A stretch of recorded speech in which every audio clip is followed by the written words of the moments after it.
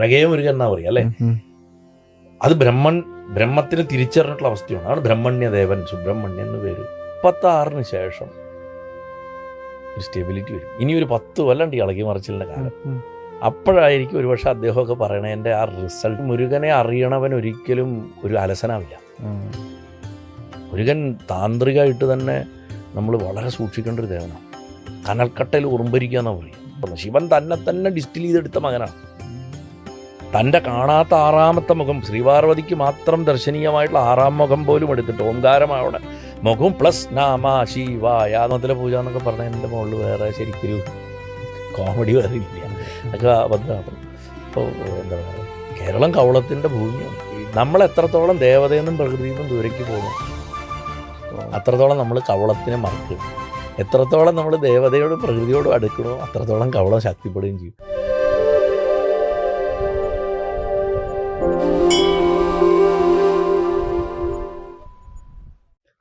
ഇനി നമുക്ക് അടുത്തൊരു, ഇപ്പോൾ എൽമാർഗനെ പറ്റി പറഞ്ഞല്ലോ. അപ്പോൾ അതിലൊരു അടിസ്ഥാനമായിട്ടൊരു സംഭവമാണല്ലോ മുരുകഭക്തി, മുരുകയും. അപ്പോൾ രജിത്ജി പറഞ്ഞുകൊണ്ടിരിക്കുന്നുണ്ട് മുരുകയുഗമാണ് നടന്നുകൊണ്ടിരിക്കുന്നത് എന്നുള്ളത്. അപ്പോൾ അങ്ങേക്കും മുരുകനുമായിട്ടൊരു ബന്ധമുണ്ട്. അങ്ങ് പ്രതിഷ്ഠിച്ചിട്ടുള്ളതൊക്കെയാണ് തമിഴ്നാട്ടിലെ അമ്പലത്തിലൊക്കെ. അപ്പോൾ എങ്ങനെയാണ് മുരുകനെ ഒന്ന് ഡീറ്റെയിൽ ആയിട്ട് പറഞ്ഞു കൊടുക്കാൻ പറ്റുക? മുരുകൻ, ഞാൻ നേരത്തെ പറഞ്ഞ മുരുകൻ നമ്മുടെ ഇച്ഛാശക്തിയാണ്. ഇച്ഛാശക്തി ഉണരുന്ന യുഗം എന്നുള്ളതാണ് രവിതേട്ടൻ പറയണമെന്നുള്ളതാണ് ഞാൻ മനസ്സിലാക്കുന്നത്. അതൊരു ഡയറ്റിഫൈഡ് മാത്രമല്ല, ഒരു ഡെയിഫൈഡ് മാത്രമല്ല, ഒരു മൂർത്തിയെ സംബന്ധിച്ച് മാത്രമല്ല, എല്ലാ മനുഷ്യനും അവനവൻ്റെ ഉള്ളിലുള്ള സ്വത്വബോധം ഉണരാനുള്ളൊരു കാലഘട്ടം, ഇറങ്ങി പ്രവർത്തിക്കാനൊരു കാലഘട്ടം. ഈ ഇറങ്ങി പ്രവർത്തിക്കാത്തതുകൊണ്ടാണല്ലോ ഇന്നത്തെ അവസ്ഥ എത്തിയത്. ഇറങ്ങി പ്രവർത്തിക്കുന്ന ഒരു കാലഘട്ടം വരുമ്പോൾ ഓട്ടോമാറ്റിക്കലി പ്രപഞ്ചത്തിൽ ആക്ടിവേറ്റ് ആവുന്നത് ഭഗവാന്റെ എനർജിയാണ്. ആ എനർജിയാണ്, അല്ലെങ്കിൽ ആ എനർജിക്ക് നമ്മൾ വിളിക്കുന്ന പേരാണ്. ആ എനർജി ഏറ്റവും ബ്യൂട്ടിഫുൾ ആയിട്ടുള്ള എനർജി. അതുകൊണ്ട് അതിനെ മുരുകൻ എന്ന് പറഞ്ഞു. അഴകേ മുരുകൻ എന്നാ പറയുക അല്ലേ. അത് ബ്രഹ്മത്തിന് തിരിച്ചറിഞ്ഞിട്ടുള്ള അവസ്ഥയാണ്. അതാണ് ബ്രഹ്മണ്യദേവൻ, സുബ്രഹ്മണ്യൻ എന്ന് പേര് നമ്മൾ വിളിക്കുന്നത്. അത് ഇറങ്ങി ജോലി ചെയ്യുന്ന ആളെന്ന് മാത്രമല്ല, മുന്നിൽ നിന്ന് നയിക്കുന്നവനാണ്. അതുകൊണ്ടാണ് അത് അഗ്നി, സേനാനി എന്നൊക്കെ പേര് നമ്മൾ കൊടുക്കുന്നത്. അപ്പോൾ ഭഗവാനെ സംബന്ധിച്ചിടത്തോളം കടുത്ത ചിട്ടകളിൽ നിന്നും ഡിസിപ്ലിനിലും വെൽ സ്ട്രക്ചേർഡ് ആയിട്ടുള്ള, വെൽ പ്ലാൻഡ് ആയിട്ടുള്ള, എൻ്റർപ്രൈസിങ് ആയിട്ടുള്ള ഒരു ജനതയുടെ ഉദയമാണ് ശരിക്കും. ഞാനങ്ങനെയാണ് അതിനെ നോക്കിക്കാണുന്നത്. അതിൻ്റെ ഉണർവുകൾ നമ്മളിന്ന് കാണുന്നുണ്ട്. ഇപ്പം അതിൻ്റെ ഒരു കലക്കി മറിച്ചിലിൻ്റെ കാലമാണ്. ഇപ്പോൾ നമുക്കൊരു കോവിഡ് വന്നു, ഒരു പ്രളയം വന്നു, അങ്ങനെയൊക്കെയുള്ള സംഭവങ്ങളൊക്കെ ആയിട്ടും, അല്ലെങ്കിൽ നോർത്തിലും അക്രോസ് പൊളിറ്റിക്കൽ അപ്പീവലും ഇളകി മറിഞ്ഞ് പോകുന്നൊരു കാലമാണ്. ഒരു 36-ന് ശേഷം ഒരു സ്റ്റെബിലിറ്റി വരും. ഇനി ഒരു 10 കൊല്ലം ഇളകി മറിച്ചിലിൻ്റെ കാലം. അപ്പോഴായിരിക്കും ഒരുപക്ഷെ അദ്ദേഹമൊക്കെ പറയണതിൻ്റെ ആ റിസൾട്ട് നമ്മൾ ശരിക്കും ഈ രാജ്യത്തിൻ്റെ ഒരു, ഈ രാഷ്ട്രം, ഭാരതം എന്ന് പറഞ്ഞ രാഷ്ട്രത്തിൻ്റെ ഒരു പരമമായിട്ടുള്ള വൈഭവം എന്താണ് എന്നുള്ളത് നമ്മൾ ശരിക്കും വീണ്ടും തിരിച്ചറിയാൻ പോകുന്നത്. കാരണം ഇപ്പം നമ്മൾ ശ്രദ്ധിച്ചാൽ കാണാം, കുറച്ച് കൊല്ലങ്ങൾക്ക് മുമ്പുള്ളൊരു തലമുറ ഇന്ത്യ എന്ന് പറഞ്ഞ 2ാം കടയായിട്ടാണ് സ്വയം വിചാരിച്ചിരുന്നത്. ഇന്ന് നമ്മുടെ തലമുറ എത്തുമ്പോൾ കാര്യം കൂടുതൽ നോളജൊന്നും അധികം രാജ്യത്തിനെക്കുറിച്ചൊന്നും അറിയില്ലെങ്കിലും എവിടെയോ എന്തോ ഒരു പ്രൈഡ് വന്നു തുടങ്ങിയിട്ടുണ്ട്. ക്രിക്കറ്റിനല്ലാണ്ട്, ക്രിക്കറ്റിന് മാത്രമാണ് സാധാരണ പ്രൈഡ്, അല്ലെങ്കിൽ പ്രൈഡില്ല. ഇപ്പോൾ പക്ഷേ ക്രിക്കറ്റിനും അല്ലാണ്ട് ഒരു പ്രൈഡ് വന്നു തുടങ്ങിയിട്ടുണ്ട്. അതിനിയും എന്താ പറയുക, കുറച്ചുകൂടെ സോളിഡിഫൈഡ് ആവും. നെല്ലും പതിരും എന്താണെന്നുള്ളത് വേർതിരിച്ചറിയും. ഇപ്പോൾ ഒരു കലക്കത്തിൻ്റെ കാലമാണ്. ഇപ്പോൾ ഒരു പാലാഴി കടഞ്ഞുകൊണ്ടിരിക്കുക, വിഷം വന്നുകൊണ്ടിരിക്കുന്ന സമയം. വിഷം ഇപ്പോൾ മുഴുവനായിട്ടില്ല, ഇനിയും വരാനുണ്ട്, കുറേ വിഷം വരാനുണ്ട്. അത് കുടിക്കും, അതായിട്ട് വീണ്ടും ഒരു സ്റ്റെബിലിറ്റിയുടെ കാലം. അപ്പോൾ അവസാനം അമൃത് വന്നിട്ടും പ്രശ്നങ്ങളുണ്ടാവും അല്ലേ. ആ ഒരു കാലം രാഷ്ട്രത്തിനെ സംബന്ധിച്ചിടത്തോളം നടന്നുകൊണ്ടിരിക്കുന്ന ഒരു കാലഘട്ടമാണ്. അപ്പോൾ അതിലെ ഏറ്റവും വലിയ ചാലകശക്തിയാണ് Murugan.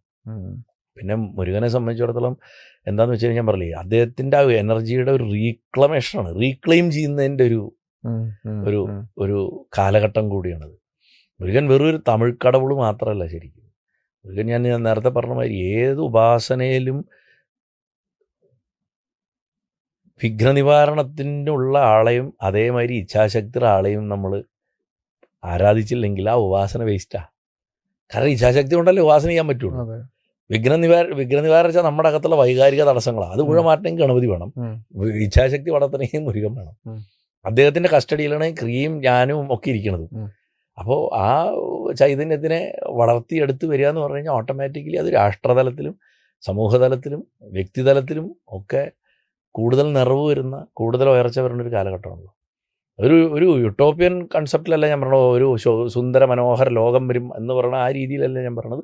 But definitely there is an upheaval and it has started.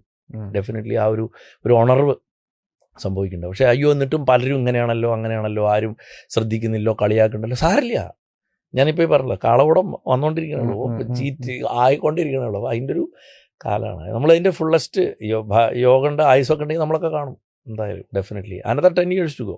അതിൻ്റെ ഉള്ളിൽ കുറേ മാറ്റങ്ങൾ വരാനുണ്ട്. പല രാജ്യങ്ങൾക്കും പല മാറ്റങ്ങൾ. ഇപ്പോൾ ലോകത്തിൽ വളരെ ഡോമിനൻറ്റ് ഫോഴ്സസ് ആയിരുന്ന പലരും എന്താ പറയുക നാണം കെട്ട രൂപത്തിലേക്ക് മാറിക്കൊണ്ടിരിക്കണ പരിഹാസ്യമായിട്ടൊരവസ്ഥയിലേക്ക് മാറിക്കൊണ്ടിരിക്കുന്ന അവസ്ഥ. ഇന്ന് മറ്റേ വളരെ ഡേഞ്ചറസ് ആണെന്ന് നമ്മൾ കരുതുന്ന പല രാജ്യങ്ങൾ ചിലപ്പോൾ 36 ഉണ്ടാവുമെന്ന് തന്നെ പറയാൻ പറ്റില്ല. ഇന്റേണൽ ഇംപ്ലോഷൻസിനുള്ള സാധ്യത വളരെ അധികമാണ് ചില വലിയ രാജ്യങ്ങൾ തന്നെ. അതായത് അകത്തുനിന്ന് പ്രശ്നം ഉണ്ടായിട്ട് തകർന്ന് പല കഷ്ണങ്ങളായി പോവുക. അപ്പം അങ്ങനത്തെ വിഷയങ്ങളിൽ നിൽക്കുന്നൊരു കാലമാണ്. അപ്പോഴും ഈ ആരൊക്കെ എന്തൊക്കെ ചെയ്യാൻ ശ്രമിച്ചാലും നോർത്ത് കട്ട് ചെയ്ത് സൗത്ത് കട്ട് ചെയ്ത് എന്ത് ചെയ്യാൻ നോക്കിക്കഴിഞ്ഞാലും അനങ്ങാതെ നിൽക്കുന്ന ഒരു സ്ഥലം ഭാരതം. അത് ഒരു സംശയമില്ല. അപ്പോൾ അതിൻ്റെ എന്താ പറയുക ആ ഒരു കാലഘട്ടത്തിനെ ഒരു പക്ഷേ രഹിതേട്ടം വിളിക്കുന്ന പേരായിരിക്കണം മുരുകൻ എന്നാണ് ഞാൻ വിചാരിക്കുന്നത്. വേർ ലൈക്ക് നമ്മളെ ഗീതാഞ്ജലിയിൽ ടാഗോർ പറയുന്നത് where the mind is without fear and the head is held high where knowledge is free to that realm of freedom my father let my country awake എന്ന് പറഞ്ഞിട്ടല്ലേ പോകണം. ഗീതാഞ്ജലിയിൽ വരുന്ന വരികളാണ്. അതിൻ്റെ ഒരു അതൊരു പ്രാർത്ഥനയായിരുന്നു, അതിപ്പോൾ റിയാലിറ്റി ആവണം എന്ന് പറയണ ഒരു കാലഘട്ടം. ഒരു വ്യക്തി മാത്രം ഒഴിച്ചുകൂടാൻ പറ്റാത്ത ആളാണ്, അല്ലെങ്കിൽ ഒരു കൂട്ടം ആൾക്കാർ മാത്രമാണ് രാജ്യത്തിനെ രക്ഷിക്കാൻ ഉള്ളത് എന്ന് പറയേണ്ട ആവശ്യമില്ലാത്ത കാലഘട്ടം. കഴിവുള്ളവർ അത്ര അധികമാവുന്ന കാലഘട്ടം. ആർക്കും മിടുക്കന്മാർ ധാരാളം ചോയ്സുകൾ. അയ്യോ ഇയാളില്ലെങ്കിൽ അല്ലെങ്കിൽ ഇവരില്ലെങ്കിൽ ഈ കുടുംബമില്ലെങ്കിൽ അല്ലെങ്കിൽ അവരില്ലെങ്കിൽ ഇവരില്ലെങ്കിൽ എന്ന് പറയുന്ന രീതിയാണെന്ന്. അതല്ല സംഭവിക്കുക. അത്രയും എന്താ പറയുക കഴിവുള്ള ആൾക്കാർ വരും. അത് ചെറുപ്പക്കാരായിരിക്കാം, മധ്യവയസ്കരായിരിക്കാം, പ്രായമുള്ളവരായിരിക്കാം, നമുക്കറിയില്ല. അങ്ങനെയുള്ളൊരു പുഷ്കലമായിട്ടൊരു കാലഘട്ടം where there is no scarcity to choose from എന്ന് പറയുന്നൊരവസ്ഥ. എനിക്ക് തോന്നുന്നു ആ കാലഘട്ടത്തിന് എനിക്ക് അദ്ദേഹം ഉദ്ദേശിക്കുന്നത് ഡെഫിനറ്റ്ലി ആൻഡ് ഇറ്റ് സ്റ്റാർട്ടഡ്. അത് നമുക്ക് അറിയാൻ പറ്റുന്നുണ്ട്. എല്ലാ അർത്ഥത്തിലും നമുക്കത് അറിയാൻ പറ്റുന്നുണ്ട്. മുരുകൻ അങ്ങനെ ഡിഫൈൻ ചെയ്യാം. എന്നെ സംബന്ധിച്ചിടത്തോളം മുരുകനാണ്. കാരണം മുരുകൻ്റെ ഭക്തൻ അല്ലെങ്കിൽ മുരുകനെ അറിയണവൻ ഒരിക്കലും ഒരു അലസനാവില്ല. മുരുകൻ താന്ത്രികമായിട്ട് തന്നെ നമ്മൾ വളരെ സൂക്ഷിക്കേണ്ട ഒരു ദേവനാണ്. കനൽക്കട്ടയിൽ ഉറുമ്പരിക്കുക എന്നാണ് പറയുക. ഭക്തിയോട് കൂടിയിട്ട് അദ്ദേഹത്തിൻ്റെ അടുത്ത് എന്തും ചോദിക്കാം. മന്ത്രം കൊണ്ട് കളിക്കാൻ പോണത് സൂക്ഷിക്കണം. എന്നെ ഉപാസിക്കാൻ നല്ലോണം ആലോചിച്ചിട്ട് മതി എന്ന് പറഞ്ഞ ഒരേ ഒരാൾ മൂപ്പരാ. കാലഭൈരവൻ പോലും പറയില്ല.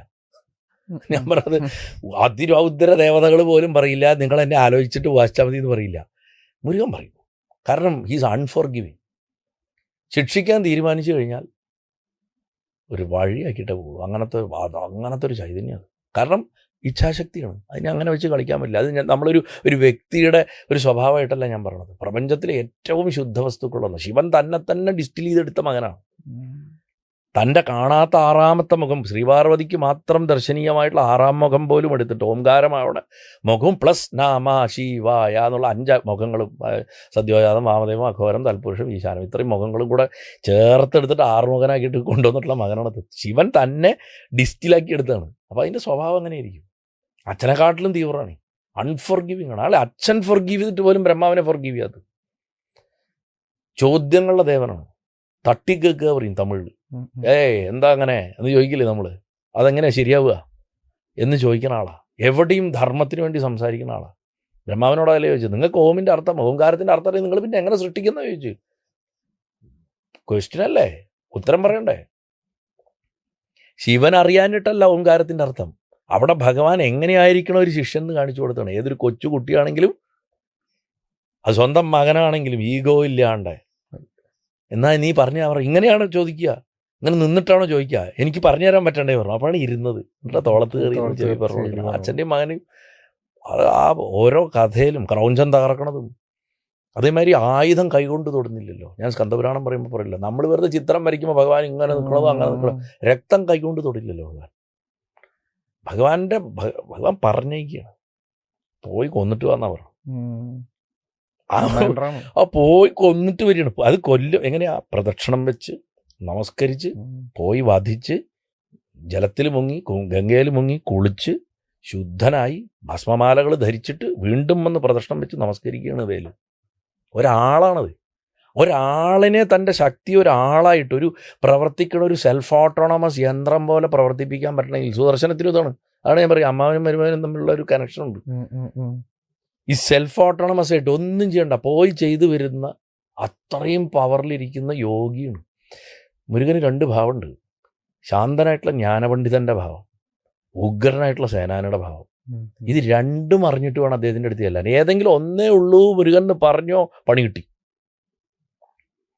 സേനാനി മാത്രമേ ഉള്ളൂ പറഞ്ഞിട്ട് രൗദ്രം മാത്രം പോയാൽ അപ്പുറത്ത് പണി വരും. സാധനയിൽ അത് അറിയാൻ പറ്റും, ബുദ്ധിമുട്ട് വരും. ഇപ്പുറത്ത് സ്വാമിയെ ശാന്തപ്രകൃതി മാത്രമായി കണ്ട അപ്പോഴും പുലിവാലാണ്. എന്തുകൊണ്ട് ഞാനിത് രണ്ടുമാണെന്ന് ആക്സെപ്റ്റ് ചെയ്തുകൂടാന്നാണ് ചോദിക്കുന്നത്. കൃഷ്ണനിലും ഇതാ പറ്റിയത്. കൃഷ്ണനിൽ പറ്റിയ ഏറ്റവും വലിയ അബദ്ധം എന്താ? എത്രയോ നൂറ്റാണ്ടുകളായിട്ട് ആ ശാന്തഭാവത്തിൽ മാത്രമേ കൃഷ്ണൻ ഏറ്റവും വലിയ കണ്ടകനാ, ലോക കണ്ടകനാ. നരസിംഹത്തിനെക്കാട്ടിലും അപകടകാരിയാണ് മാന്ത്രികത്തിൽ. അതേ സ്വഭാവമാണ് മുരുകന്, ബേണി കളയും. അതുകൊണ്ട് ഭഗവാന്റെ രീതികൾ എങ്ങനെയാണ്. പിന്നെ അഹങ്കാരം, ഈ വ്യാജനായിട്ടിരിക്കുക, ഹിപ്പോക്രസി കാണിക്കുക, താനല്ലാത്ത എന്താണെന്ന് കാണിക്കുക, നശിപ്പിച്ചു കളയും. കാളിയുടെ സ്വഭാവമാണ് വ്യാജത്തരത്തിനെ നശിപ്പിക്കുക, ഹിപ്പോക്രസിയെ നശിപ്പിക്കുക. ഭോഗരെ പോലും പരീക്ഷിച്ച കഥയുണ്ടല്ലോ, അഗസ്ത്യനെ പരീക്ഷിച്ച കഥയുണ്ട്, ഭോഗരെ പരീക്ഷിച്ച കഥയുണ്ട്. ഭോഗര് വരുന്ന വഴിയിൽ കുട്ടികൾ കളിച്ചുകൊണ്ടിരിക്കുന്ന ഒരു നാടൻ കഥയുണ്ട്. ഒരു കോണം കൊടുത്തിട്ടൊരു കുട്ടി കളിക്കേണ്ടി വരും കൂടെ. ആ കുട്ടികളുടെ അടുത്ത് പറഞ്ഞു, ഞാൻ ധ്യാനിക്കുന്ന സ്ഥലമാണ്, എല്ലാവരും ദൂരെ പോയി കളിക്കുക പറഞ്ഞു. ഈ ലോകത്ത് അങ്ങനെ ഇന്ന ആൾക്കെന്ന് പറഞ്ഞിട്ട് തീരെഴുതി കൊടുത്തിട്ടില്ല പറഞ്ഞു. ഒരു കുട്ടി വന്നിട്ട് ഭോഗർക്ക് ദേഷ്യം വന്നു. പഴനിയാണ് സ്ഥലം, അന്ന് പ്രതിഷ്ഠിച്ചിട്ടൊന്നുമില്ല. നീ ആരാണ് പറയാൻ? ഞാൻ ഇരുന്ന് തപസ് ചെയ്യുന്ന സ്ഥലമാണ്, ഞാൻ വലിയ ആളാണ് അറിയുമോ എന്ന് ചോദിച്ചു. നീ എന്ത് വലിയ ആൾ, എന്ത് നിനക്ക് ചെയ്യാൻ പറ്റും കാണിച്ചു അവർ. ആ ഭോഗർ നിലത്തുനിന്ന് കുറച്ച് മണ്ണെടുത്തിട്ട് അതിനെ ലഡ്ഡു ആക്കിയിട്ട് പിള്ളേർക്ക് കൊടുത്തു. അപ്പുറത്ത് കിടന്നൊരു പാറക്കല്ലിനെടുത്ത് ആകാശത്ത് കയറിയിട്ട് ആകാശത്ത് നിർത്തി കാണിച്ചു. ഇങ്ങനെയൊക്കെ പല കാണിച്ചു. ഇതാണോ എന്ന് ചോദിച്ചു. കൈ പൊക്കിയിട്ട് കക്ഷം ചൊറിഞ്ഞിട്ട് കക്ഷത്തിൽ നിന്ന് ചെളിയെടുത്തു അത്രേ. എന്നിട്ടത് ഉരുട്ടിയിട്ട് ആകാശത്തേക്ക് ഇട്ടു. അതൊന്ന് പിടിക്കുക പറഞ്ഞു. അത് പിടിക്കാൻ നോക്കി ഭോഗരുടെ കൈ ഒടിഞ്ഞു പോയിരുന്നു. അത് വലിയൊരു പാറക്കല്ല് പോലെ അത്ര വന്ന് പതിച്ച്. അതിന് കസ്തൂരിയുടെ ഗന്ധമായിരുന്നു. ഭഗവാന്റെ രീതികൾ അങ്ങനെയാണ്. എനിക്ക് വ്യക്തിപരമായിട്ട് ഒരുപാട് ഇതുണ്ട്, അതൊന്നും നമുക്കൊരു പബ്ലിക് ഇതിൽ പറയാൻ പറ്റില്ല. പക്ഷേ ചില കഥകളൊക്കെ ഭയങ്കര കഥകളുണ്ട്. അങ്ങനെ നമ്മുടെ കാലഘട്ടത്തിൽ കൽപ്പാത്തി തന്നെ ജീവിച്ചിരിക്കുന്ന മാമാവിൻ്റെ ചെറുപ്പത്തിലുണ്ടായിട്ടുള്ള കഥ. അദ്ദേഹം പഴനിയിൽ അനവധി കാലം കാവടി എടുത്ത് പോയിട്ടുള്ള അദ്ദേഹത്തിൻ്റെ ഒരു കഥയുണ്ട്. അദ്ദേഹം പറഞ്ഞിട്ട് എൻ്റെ അടുത്ത്, അദ്ദേഹത്തിൻ്റെ ഗുരുനാഥൻ മേലാർക്കോട് സുബ്രഹ്മണ്യരല്ലേ, അതെ, അദ്ദേഹത്തിൻ്റെ കാലത്തുണ്ടായ നടന്നാ പോവുക ഞങ്ങൾ കൽപ്പാത്തിയിൽ നിന്ന് പഴനിക്ക് തൈപ്പൂയത്തിന്. 400 പേരുണ്ടാവും. അപ്പോൾ പോണ വഴിക്ക് വണ്ണാമട, ഊത്തുക്കുളി, ഇങ്ങനെയുള്ള പല എന്താണ് എന്താണ് ആ സ്ഥലത്തിൻ്റെ പേര്, ഉടുമൽപേട്ട അടുത്തോട്ട് പെട്ടെന്ന് മടത്തുക്കുളം അങ്ങനെയുള്ള സ്ഥലങ്ങളിലൊക്കെ തമ്പടിച്ചിട്ടാണ് പോവുക. അതിൽ മടത്തുക്കുളത്തോട്ട് വെച്ചിട്ട് അവിടെ ഒരു കല്യാണ മണ്ഡപത്തിലാണ് തമ്പ്. അന്ന് കാവടികളൊക്കെ ഇറക്കി വെച്ചിട്ടുണ്ട്. അന്നത്തെ കാലത്ത് അങ്ങനെ കറണ്ടും കാര്യങ്ങളൊന്നും ഇല്ലല്ലോ. അപ്പം മാമാവിനിപ്പോൾ വയസ്സ് 90-ൻ്റെ അടുത്ത് കഴിഞ്ഞു. അന്ന് അദ്ദേഹത്തിന് 13 വയസ്സായിട്ടുള്ള കാലത്തുണ്ടായ കഥയാണ്. അപ്പോൾ പാത്രം കഴുകണം, സദ്യ കഴിഞ്ഞു. വൈകുന്നേരം ആ ഗ്രാമത്തിലുള്ളവർക്കൊക്കെ ഭക്ഷണം കൊടുക്കും. അവരൊക്കെ കഴിച്ചു പോയി കഴിഞ്ഞു. 7 മണിയാകുമ്പോഴേക്കും മണ്ഡപം ഒഴിഞ്ഞു. മേലാർക്കോടെ ഈ ഒരു ഫ്രണ്ടിൽ കാലിൽ നീട്ടിയിട്ടിരിക്കുകയാണ്. ഇരുട്ട് വീണ് കഴിഞ്ഞു. ഇവർ കുട്ടികൾ അകത്ത്, ചിലർ കിടന്നുറങ്ങി കഴിഞ്ഞു. പാത്രം കഴുകണം. കുറച്ച് പേർക്ക് കഴിക്കാനുള്ള ഭക്ഷണമുണ്ട്. അവിടെ ഉള്ള ആ ഒരു 3-4 പേര് ബാക്കിയുള്ളവർ. കുറച്ച് പശുക്കളെയും കൊണ്ടൊരു പയ്യൻ, ഒരു 12 വയസ്സ് പയ്യൻ ആ മണ്ഡപത്തിൻ്റെ പുറത്ത് വന്നിട്ട് വളരെ അധികാരത്തിൽ ഈ മേലാർക്കോടെ ഏരോട് ചോദിച്ചു അത്രേ, സാപ്പിടത്ത് കഥാ ഒരുക്കാ. അപ്പോൾ പുള്ളി ഇങ്ങനെ നോക്കിയിട്ട് പറഞ്ഞു, ഉള്ള പൊക്കോ പറഞ്ഞു. അങ്ങേർക്ക് അറിയാം സദ്യ കഴിഞ്ഞു, പാത്രം മടക്കി എന്നൊക്കെ അറിയാം, ഉള്ളു പൊക്കോളാൻ പറഞ്ഞു. ആദ്യം അവിടെ തന്നെ ഇരുന്ന് ജപിക്കാൻ തുടങ്ങി. ഇയാൾ ഉള്ളിക്ക് വന്നു. ഉള്ളി കൊണ്ട് ഇവിടെ എന്താ ആരും ഇല്ലേന്ന് ചോദിച്ചു. മാമാവാണ് പുറത്ത് വന്നത്. അന്ന് മാമാവിന് 13 വയസ്സ്, ഏകദേശം ഒരേ പ്രായമാണ് വന്നിരിക്കുന്ന ആൾക്കും ഇങ്ങേർക്കും. എന്താ ചോദിച്ചു, എന്തോ നിൻ്റെ ഗുരു പറഞ്ഞു കഴിക്കാനുണ്ടെന്ന്, ഭക്ഷണം വിളമ്പെന്ന്. ഇയാൾ പറഞ്ഞു ഭക്ഷണമൊന്നുമില്ല, എന്താണോ പറഞ്ഞത്, ആകെ ഇവർക്ക് കഴിക്കാനുള്ളേ ഉള്ളൂ, എനിക്ക് വിശക്കണോ, ഇവിടെ കയ്യും കാലം കഴിട്ട് വേഗം വന്നിട്ട് അവിടെ ഇരുന്നു. അപ്പോൾ ഇലയിട്ടു. ആകെ കുറച്ചാണ്ടായിരുന്നു. കുറച്ച് കഴിച്ചാൽ വീണ്ടും വിളമ്പ്. പാത്രം ഓൾമോസ്റ്റ് തീർന്നു. എല്ലാം വിളമ്പി വയറ് നിറച്ച് വെച്ചു. ഇപ്പോഴത്തേക്ക് ഇത് മതി പുറത്ത് ഇറങ്ങിയിട്ട് അങ്ങനെ പുറത്തേക്ക് നടക്കുകയാണ് അത്ര. പുറത്തേക്ക് നടക്കുമ്പോൾ അയ്യരെ നോക്കിയിട്ട് പറഞ്ഞു, തൃപ്തിയായി, കാണാം, അങ്ങനെ നടന്നപ്പോൾ അങ്ങോട്ട് പോയി അങ്ങടെ ഇരുട്ടിൽ പശുക്കളും കണ്ടു. അതിന് കുട്ടി അങ്ങോട്ട് മറിഞ്ഞുടനെ അയ്യർ എണീച്ചിട്ട് അങ്ങനെ നമസ്കരിച്ചു എന്നാണ്. മാമ പറയണത് എന്താ ഉണ്ടായെന്ന് മനസ്സിലായില്ല. അപ്പോൾ ഓടി വന്ന് പുറത്തു കൊണ്ട് ഞാനോട് ചോദിച്ചു എന്താ ചോദിച്ചു. തിരിച്ചു ഉള്ളിൽ ചെന്ന് നോക്കിയപ്പോൾ ഉണ്ടെന്ന് പാത്രത്തിൽ മുഴുവൻ ചോറും കറിയും. ഇതൊന്നും ഉണ്ടായിട്ട് അധികം കൊല്ലമായിട്ടില്ല. ഇതൊക്കെ കണ്ട് അനുഭവിച്ച ആൾക്കാർ ഇപ്പോഴും ജീവിച്ചിരിപ്പുണ്ട്. അപ്പോൾ ഒരു വ്യക്തിയായിട്ടുള്ള ദേവനായിട്ട് കണ്ടാൽ അങ്ങനെയുണ്ട്, പ്രപഞ്ചശക്തിയായിട്ട് കണ്ടാൽ അങ്ങനെയുണ്ട്, സമൂഹത്തിൽ പരിവർത്തനം വരുത്തുന്ന ശക്തിയായിട്ട് കണ്ടാലും ഉണ്ട്, രാഷ്ട്രത്തിനെ നയിക്കണ ശക്തിയായിട്ട് കണ്ടാൽ അങ്ങനെയുണ്ട്. അഗ്നിയെക്കുറിച്ച് ഞാൻ ഈ പഞ്ചഭൂതങ്ങളെ കുറിച്ചിട്ട് പറയും. അടുത്ത കാലത്തൂടെ ഞാൻ പറഞ്ഞു അഗ്നി ട്രാൻസ്ഫോർമേഷൻ്റെ പവറാണ്. എന്ത് നമ്മളിൽ പരിവർത്തനം വരുത്തണോ അതൊക്കെ അഗ്നിയാണ്. കല്ലാണ്ട് കത്തണ തീ മാത്രമല്ല. മുരുകൻ ആ അഗ്നിയാണ്, പരിവർത്തനത്തിൻ്റെ അഗ്നിയാണ്. Where he steps in there will be a change. മാറ്റിയിട്ടേ പോളൂ. അതിനെ നമ്മൾ റെസിസ്റ്റ് ചെയ്തു, ദെൻ ചാമ്പലാവാൻ മാറിയേ പറ്റൂ. അപ്പം ആ മാറ്റത്തിൻ്റെ കാലമാണ്, യഥാർത്ഥ മാറ്റത്തിൻ്റെ കാലം തന്നെയാണ് മുരുകൻ്റെ യുഗം എന്ന് പറയുന്നത്. പറയണമെങ്കിൽ കുറേ ഉണ്ട്. ഭക്തവാത്സല്യം പറയണമെങ്കിൽ അങ്ങനെയുണ്ട്. ഭഗവാന്റെ ഞാൻ സ്കന്ദപുരാണത്തിലൊക്കെ കുറേ പറയാനുള്ളതൊക്കെ പറഞ്ഞിട്ടുണ്ട്. ഞാൻ ലാസ്റ്റത്തെ ദിവസം ചെയ്ത് സെപ്പറേറ്റ് ഒരു പ്രഭാഷണമുണ്ട്. മുരുകൻ ആരാണെന്ന് അറിയണം ഓരോ ഹിന്ദു എന്ന് പറഞ്ഞിട്ട് എൻ്റെ ഒരു പ്രഭാഷണമുണ്ട്. അതിൽ ഞാൻ അദ്ദേഹത്തിനെക്കുറിച്ച് നമ്മളിന്ന് ധരിച്ചു വെച്ചിരിക്കുന്ന പല അബദ്ധധാരണകളെയും എന്നാലാവണ്ണം ഒന്ന് മാറ്റാൻ ഞാൻ ശ്രമിച്ചിട്ടുണ്ട്. ഇത്രേ പറയാനുള്ളൂ. അതൊരു വളരെ സൂക്ഷിച്ചിടപഴകേണ്ട ദേവനാണ്. വേറൊന്നും കൊണ്ടല്ല, ബിക്കോസ് ഓഫ് ഹിസ് മൈറ്റ്. എംപററാണ്, അദ്ദേഹത്തിൻ്റെ രീതിയാണ്. നമ്മൾ പറയില്ലേ അങ്ങേരുടെ അടുത്തൊന്നും നമുക്ക് അങ്ങനെയൊന്നും എത്താൻ പറ്റില്ല എന്ന് പറയാം. അങ്ങനെ ആളാണത്. മൂപ്പരായിട്ട് ഇങ്ങോട്ട് ഇറങ്ങി വന്നാൽ നമുക്ക് കിട്ടി, അത്രേ ഉള്ളൂ. അല്ല അത് അത്രയും അതിൽ കൂടെ ഒന്നും പറയാൻ എനിക്കതിനുള്ള വാക്കില്ല. ഇനി നമുക്ക് അടുത്തൊരു അവസാനത്തെ ഒരു ചോദ്യം. നമ്മൾ കേരളത്തിൻ്റെ ഒരു രീതി അനുസരിച്ച് താന്ത്രികമായിട്ടാണ് ഏറ്റവും കൂടുതൽ പലരും തന്ത്രങ്ങൾ ഇവിടെ നിന്നാണ് പഠിക്കാറും അല്ലാതെ അഭ്യസിക്കാറൊക്കെ ഉള്ളത്. കേരള സ്കൂൾ തന്നെയാണ്. അപ്പോൾ അതിലേറ്റവും നമ്മൾ പ്രചാരത്തിലില്ല എങ്കിലും രഹസ്യമാക്കി വെച്ചിരിക്കുന്നതാണ് കവള ശാസ്ത്രം. ഈ കാവുകളിലൂടെയും ഇതിലേക്കൂടെയൊക്കെയാണ് നമ്മൾ കവളം വളരെ രഹസ്യമായിട്ടുള്ളതാണ്. അതിനെ പരസ്യമാക്കാതെ തന്നെ രഹസ്യത്തിൽ നിന്നുകൊണ്ട് ഒന്ന് പറഞ്ഞു കൊടുക്കാമോ? കേരളത്തിൻ്റെ കവള സമ്പ്രദായം എന്ന് പറയുന്നത് ഒരു സ്പെസിഫിക് സ്കൂൾ ഓഫ് തന്ത്രം തന്നെയാണ്.